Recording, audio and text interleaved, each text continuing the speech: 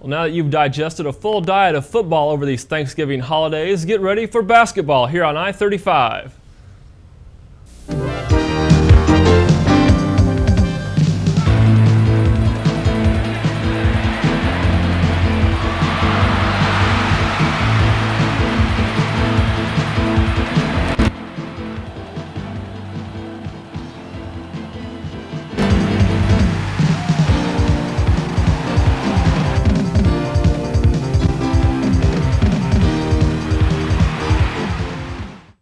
Welcome everybody to a Sports Sunday special edition. Today we'll take a look at some winter sports in our area. We'll start off by taking a look at one of the favorites to win the KCI this season, the Cameron Dragons. All 5 starters from last season are on board for the 91-92 campaign, and head coach Larry Allman put his team through an inter-squad scrimmage Monday night to get an idea of who will take the floor in the Dragons season opener. And I was real pleased. We had some real good performances, and I thought at times we looked real good. So I think I've got a good idea what we're going to go with there against Maryville, and I'm going to wait here and see several more practices and then make a determination. Would you gauge the competition for certain spots pretty tough? Yeah, I was real impressed. I thought that we had 10, 11 ball players that were really playing and doing a great job out there, and I was real pleased. We run up down the floor and try to fast break and try to get, if we don't have fast break, we get our secondary break, and then we go into a passing game, and it's just a freelance offense, and the kids have choices to make out there, and hopefully through practice in our practice sessions that they'll make the right choices. You run a man most of the time? We like to play man-to-man defense. I guess if one thing really stuck out in my mind is I didn't like the way we played tonight defensively. I thought we were just really 2 steps behind where we should have been defensively.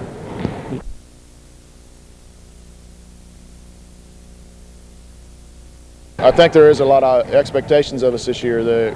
People are looking for us to do real well, and I think the kids have high expectations for themselves, and I don't think they're looking past anybody. And that's what we did last year a little bit, and it cost us as far as our record-wise goes. And I think the guys this year have goals, definite goals in mind, and they want to accomplish something. And especially the seniors this year, I think they're really focused in on doing things. And so I think that we're going to get better every game, and every time we come out, we're going to come out to play hard. Schedule will kind of lend itself to that. Do you think so?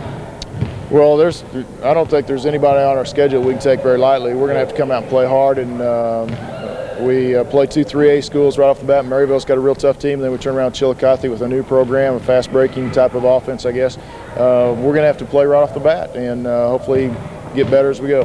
What are your expectations? You feel any extra pressure? You got a loaded team here.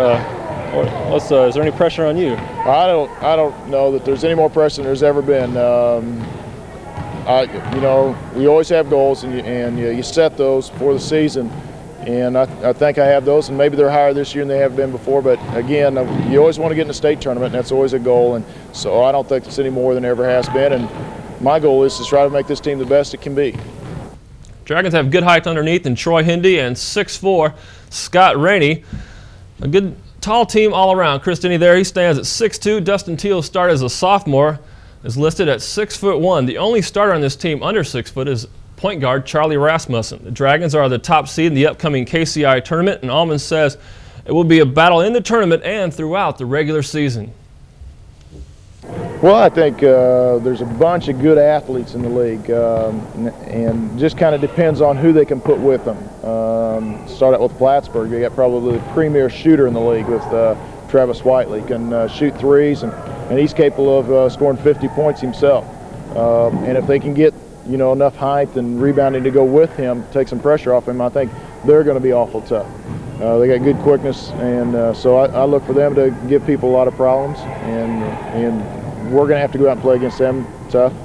We'll see them a couple of times this year, and then I think West Platte has a lot of returning players. They've got good size, they got good quickness, and with that number of people back, they're going to be tough. And that's one game that we're going to have to really be sharp for, because we go down there and play them at their place for the conference game. So that's going to be a real test for us. I think Platte County's got with C.J. Fulks, got a real good player there, and if they got some people to go with him, they could put together a good team. And it's just a question of what happens there.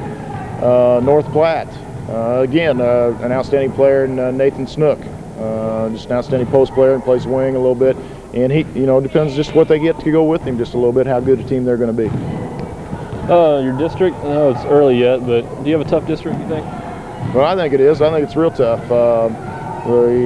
Our district, the last couple of years there has done real well. I think Benton got third 2 years ago, and then last year Savannah went and played a couple extra games after winning our district. So it's going to be tough. Lafayette's going to be, bring everybody, several kids back. Maryville's got several kids back.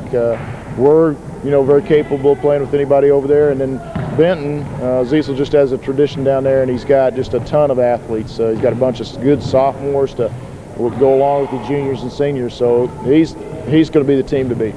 And with all the expectations of the boys team perhaps being overshadowed somewhat is the girls squad, where head coach Julie Kemper fields a team that went 9-14 last season, and this season Kemper will center her team around all-conference player Nikki Anderson. Nikki's our returning starter in the front court for us, and we look for her to be a big force inside. She's all-conference honorable mention last year, and she's jumping a lot better this year, and I think that Nikki's going to have a real good season for us and be a force inside for us. Ball handling in your backcourt, is that a strong point for you this year? Evaluate that. I think it should be. I think it will be improved over last year because we return more people on the outside than we had before. Jennifer Powell's had a year at point guard. Corey Ellifritz can handle the ball for us. Glenda Haskell does a nice job.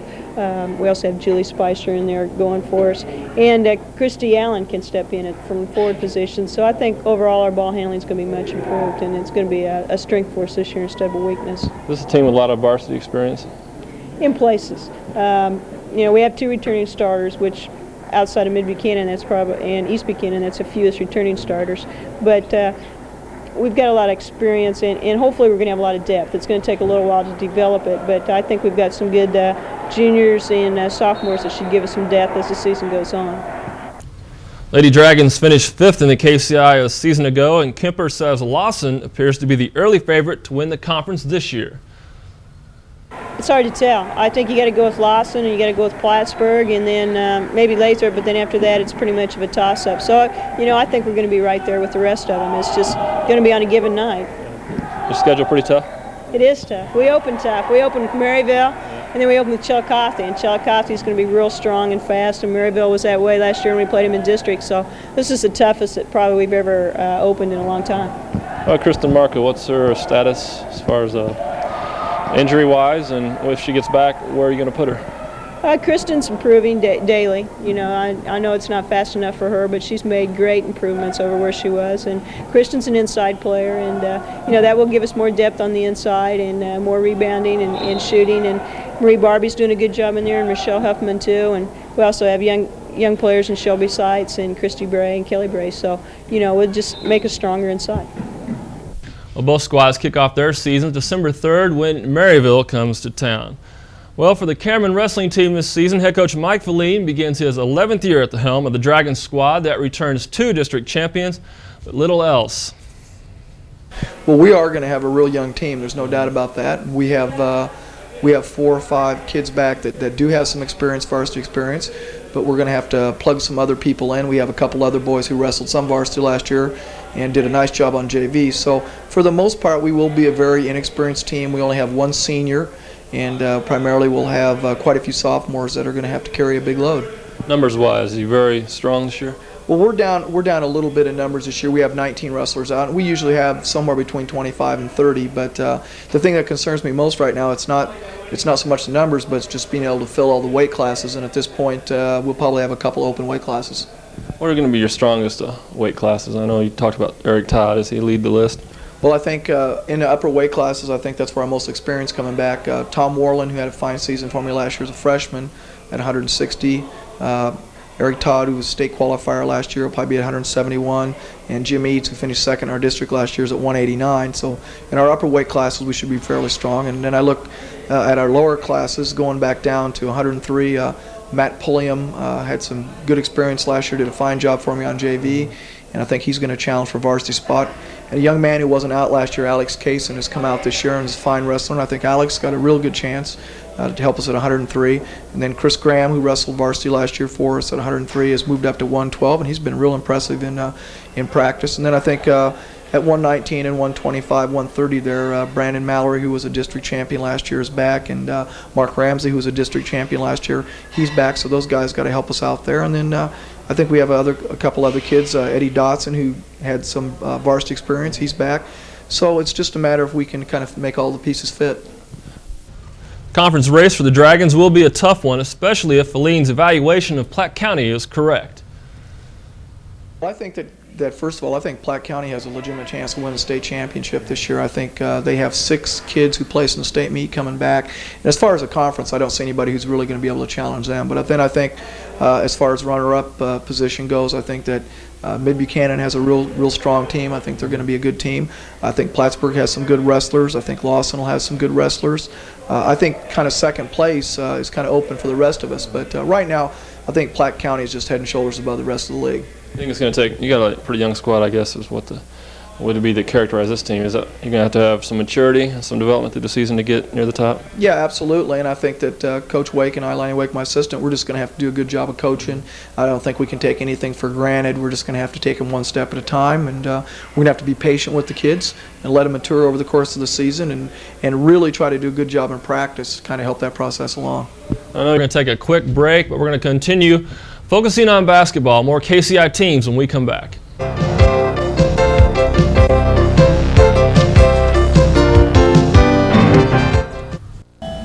Step back in time at the annual Christmas Festival in Jamesport, Missouri, Friday and Saturday, November 29 and 30th. See the craft show both days along with homes tours on Saturday. Enjoy a weekend in Jamesport and take in the Quilt and Afghan show, quilt drawing, and buggy and carriage rides. There's always time for some home-baked goodies while there. These fine businesses invite you to Jamesport November 29 and 30. Larry's One Stop. Enjoy hot Folgers coffee for only 25 cents a cup. Christmas greetings from the Winston Historical Society. Donations are needed to finish the inside of the depot. Carousel Antiques for glass, books, dolls, and quilts. Get a 20% discount on china sets during the festival. Moore's Wood Crafts. Get a 10% discount during the festival, 20% off for purchases over $20. Enjoy the noon and dinner specials at the Remember When Soda Shop and Cafe. They feature roasted chicken, tenderloins, and old-time fountain drinks. The Jamesport Grocery. Personal service and an old-fashioned friendly smile. Fresh lunch meats and cheeses cut while you wait. At Egan's Showcase store in Cameron, you can relax and browse at gift ideas, jewelry, and accessories. You'll also see rooms of furniture, conveniently displayed to give a sense of what these pieces will look like in your home. When special occasions arise, shop the Showcase store for greeting cards. They have the largest selection around. Egan's is also your headquarters for wicker baskets, table covers, and silverware. Shop Egan's Gifts, Furniture, and Showcase store in Cameron. Now is the time to get ahead of all those household insects and pests. In Cameron, call Medford Pest Control, the best in pest control. Call collect 632-7600. All work is guaranteed at Medford Pest Control in Cameron. Welcome back. And in the KCI, one team that will challenge for the championship this season is last year's co-champion Plattsburg. The Tigers went 20-7 overall, and their 7-2 conference record put them in a first-place tie with Lawson. And returning for his 11th year as head coach is Frank Cox, and a key returnee for the Tigers is Travis Whiteley, who led the team in scoring. But absent from this year's squad will be junior Marlo Tillman, who was expected to be a key contributor. Think about that. Well, I still think we've got 10 quality people. We're going to have good depth. We've got about 5 or 6 guards that are really fighting it out. We've got 3 returning starters, and Ian White is our returning post, and Matt Vanover and Travis Whiteley coming back at our guard position. Travis was second-team All-State last year and averaged 21 points for us, so we think we'll be okay there. Height-wise, we're going to be pretty small, but we think we'll have good quickness, and like I said, I think we have pretty good depth. Okay, yeah, talk about Whiteley there. I guess when you look at him, you don't really think he'd be the scoring machine that he is, but somehow he gets it done. Yeah, when you look at the arms, he's got the perfect form on the follow-through and that kind of stuff, yeah. And he's good at getting the tough shot and getting it down. And I think basketball is probably his favorite sport, and he practices that a lot, and it's paid off. You've had a pretty good career here at Plattsburg. You seem to, whatever you have, I guess your style will be pressing, and you get some good athletes. So, well, what's your secret, do you think? I think you named it in the good athletes. We've had an awful good run of athletes here in the 11 years that I've been here. And we do like an up-tempo, and I think kids like an up-tempo game. We do like to play a pressure kind of defense, and the kids like it. And, it's just the kind of style of ball they like. And like I said, we've had good athletes. Well, what's that press that you run? You run it, bring everybody up at half court, and you try to trap. What is that? Well, we do some full court, but our main thing is we run a 1-3-1 half-court trap. And ideally, we like to pressure them and take people out of their offense and just put some pressure on them and see if they can handle the ball or not. Works most of the time. Yeah, most of the time. We like it. Yeah. Well, the Plattsburg girls stumbled through the majority of last season, but they turned it up a notch when it counted the most, eventually finishing 4th in the Class 2A state tournament. Absent from the 91-92 squad is All-Stater Angie Ingus. But head coach Cindy Bond says a wealth of experience will keep the Lady Tigers contenders once again. Okay, we've got one guard is a senior, and she was a starter last year, so she has playing experience. My point guard, April Downey, is a junior, and Christy Jones is also a junior. They've been starting since they were freshmen, so they have experience. And then Carrie Barnes was the first post-in off of the bench last year. She's a senior, so she has some varsity playing time. She came on the last part of the season last year and played really well for us, so I'm expecting her to do well for us. Both Plattsburgh squads open their seasons December 3rd when they welcome Bramer. Well, in Lathrop, the Mules returned 2 starters from a squad that went 14-10 last season and finished 5-4 in the KCI. And head coach Larry Hughes says the other 3 starting spots are up for grabs. I've thought about that. Yeah. And right now we're a little unsure as to what really to expect. I have 2 people coming back with what I call experience, Justin Pirtle and Brian Hewitt. Other than that, our people just don't have a lot of floor experience and game experience. So we definitely must develop as the season goes on, and hopefully we'll be a team, by March. Looking at your team, do you have so you don't have much experience, but do you have a lot of good athletes on your team this year? We do have some talent. There's no doubt about that. The only trouble with the Lathrop talent is we're so small. And everybody knows, especially in the KCI, you need some big people if you have any hopes whatsoever of going on beyond your regular season. Mules are going to be a short team this season. Their tallest starter, anyway, is 6'2" Justin Pirtle. Well, the Lady Mules are one of the contenders for the KCI crown this season, and with 4 returning starters, head coach Chuck Nantz agrees. Well, we're looking forward to this year. We have 4 seniors coming back that started every ball game last year, and we were 13-13, and 8 of our losses were by less than 4 points. So we're looking forward to getting this season started. Who are some of the seniors you're talking about there? Janine Coleman, Lisa Goodwin, Brandy Smith, Sue Ann Boyd. We've got a good combination there of inside and outside, and we're looking forward to it. What's your strongest part, do you think, inside or outside? What is it? Well, I don't know that one's stronger than the other. Last year we had most of our scoring from Lisa Goodwin, and she plays on the outside, but Janine and Sue Ann are real tough on the boards and do a good job controlling the boards for us, so we're about equal inside and out. Nantz says this team can win the KCI, but it won't be a cakewalk. Yeah, that's our ultimate goal. We'd like to go to state, but our conference is pretty tough in girls basketball. Last year, are pretty well balanced anyway, and like you said, they finished 4th or 5th in the conference and made it to the Final Four, and anything can happen. That's what we're looking for, to make it to the playoffs somewhere. Nantz, of course, talking about that Plattsburg Tigers team that finished 4-5 in the conference but went on to the state tournament. Well, the Lady Mules opened their season Monday night and they beat Savannah 53-47. Good news for the guys as well. Tuesday night they beat Savannah 44-40. On to the GRC now, and Hamilton head coach Nile Brown has a team with starters that return now for 3 straight years and a team that is a contender for the GRC. This could be a good season for us. All 5 of them have been starters. This is the 3rd year in a row they've been starters. They've grown. A couple of them have grown 1 to 2 inches. So, yeah, we're looking for a good year. You got a lot of height. What's the strongest point? What's the strongest part of this team? Probably our best point is our perimeter shooting. We set a lot of records last year for three-point attempts and three-point shots. All 4 of our perimeter players average in double figures, so our height is not extremely well, but we are 6'4", so that'll help this year too. Did you say your style of play that you try to instill in these kids is physical? We try to play as aggressive as we can. We run a designated break. We get the ball up and down the floor. Defensively, we're trying to teach them to put bodies on bodies, and hopefully we can do that. This year, looking at the GRC, Gallatin obviously coming off the season they had last year has to be a team to beat. Where do you put yourself? What are the other teams in GRC that you think will be tough this year?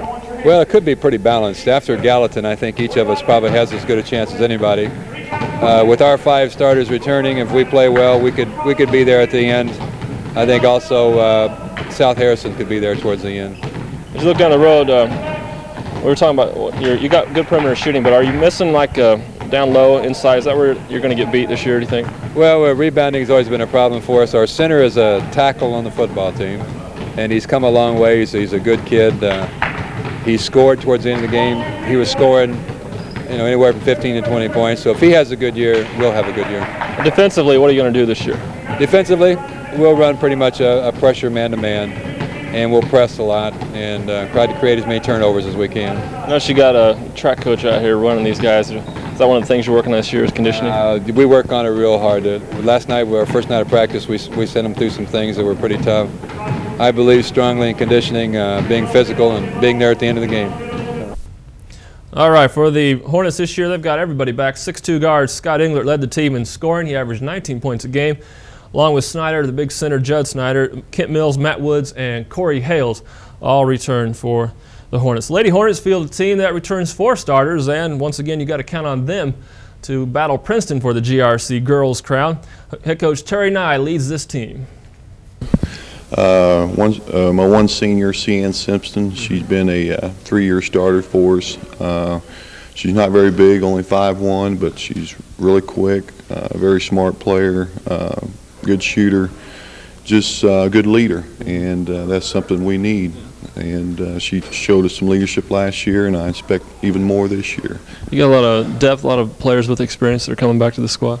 Yes, not only with the 4 starters back, I had 3 other girls come off the bench that got some valuable playing time. So really, we're setting pretty good right now. Unless we have some key injuries, and but overall they've done a real good job for us. What's the strongest part of your team underneath on the boards, shooting?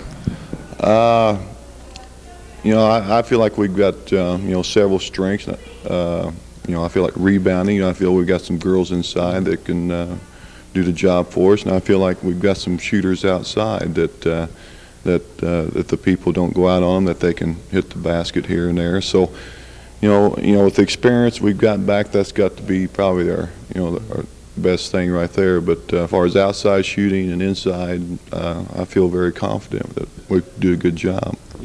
All right, we're going to take a quick break, but when we return, more teams from the GRC, PVC, and HDC right after this.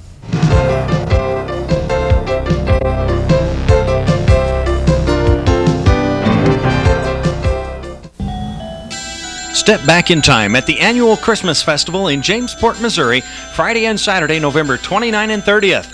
See the craft show both days along with homes tours on Saturday. Enjoy a weekend in Jamesport and take in the Quilt and Afghan show, quilt drawing, and buggy and carriage rides. There's always time for some home-baked goodies while there. These fine businesses invite you to Jamesport, November 29 and 30. See a large selection of quality woodcraft, miniatures, dolls, and wall hangings at L&L Country Crafts. Ellis Antiques, featuring country furniture, early glass, pottery, and stoneware at the 4-way stop in Jamesport. The Family Tree House with aromatic room scents and several fragrances. Enjoy fine dining at the McDonald Tea Room in Gallatin, where they make most everything on the menu from scratch. Windy Ridge Cafe, formerly Viking Truck Stop. We still have favorites like biscuits and gravy and barbecue beef. Now try our Hill Country menu. The Candy Barn, with a complete line of candies from gourmet to homemade. Walt Disney's World on Ice brings all your favorite friends together, live and in person. The DuckTales. DuckTales. The Little Mermaid and Sebastian. Under the sea. The Rescue Rangers join the adventure too. Crazy Roger Rabbit. And of course, you know who. See them all together live at Walt Disney's World on Ice. December 4th through 8 at Kemper Arena in Kansas City. Get your tickets today. It's the annual craft fair at Claybrook Plantation near Kearney. See 6 local area crafters displaying homemade items December 7th and 8th. The kids will enjoy coming to see Santa. Find homemade wooden toys, china pieces, knickknacks, and much more. This is a nice chance to see Claybrook at its best. Guides in period costumes will show you around. It's easy to get to. Just go 1 mile east of Kearney on Highway 92, then north 2 miles to Claybrook Plantation's annual craft fair.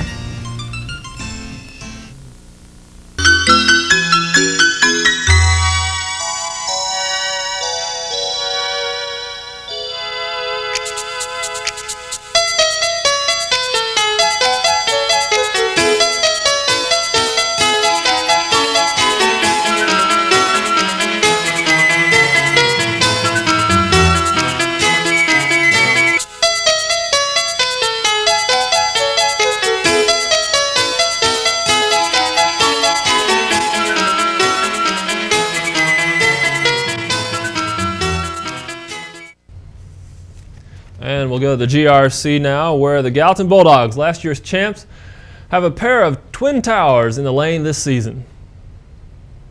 Well, yeah, I think we're going to be big in size again. Daniel Madison, 6'4". He can score inside or out. Will Solomon, 6'5", a very good scorer inside for us. And Clint Pitzenbarger, our other guard, our off guard that's back for us, has become a pretty good scorer for us. And in fact, he may be our best player right now. So we have a lot of kids. Scott Shiper's back at 6'2", played quarterback for the football team, but he averaged 9 points a game for us. So we've got 4 pretty good players back, and we think we've got some good depth besides that also.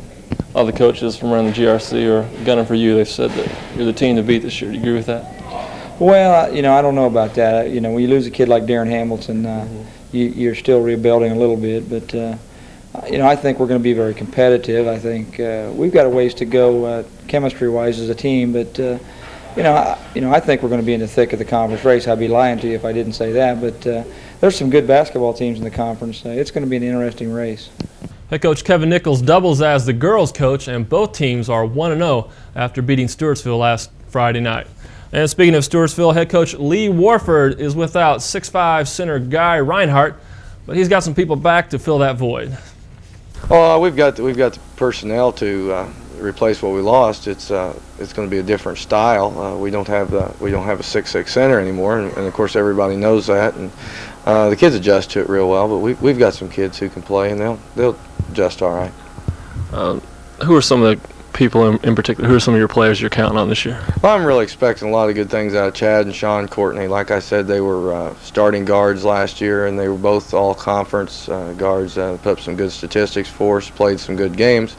I expect a lot of things out of Bradley Kolar as a freshman and a sophomore. Bradley was our 6th man, and he's played in a lot of basketball for us because we use 6 people all the time in our substitution rotation. So he's almost like returning 3 starters. And finally, we head down the road to Osborn, where in his 2nd year as head coach, Marty Archer has his team off to a fast start after an overtime win Tuesday night. Yeah, we are. We're really up for it. The boys are excited. I'm trying to get the juniors not to look forward to next year.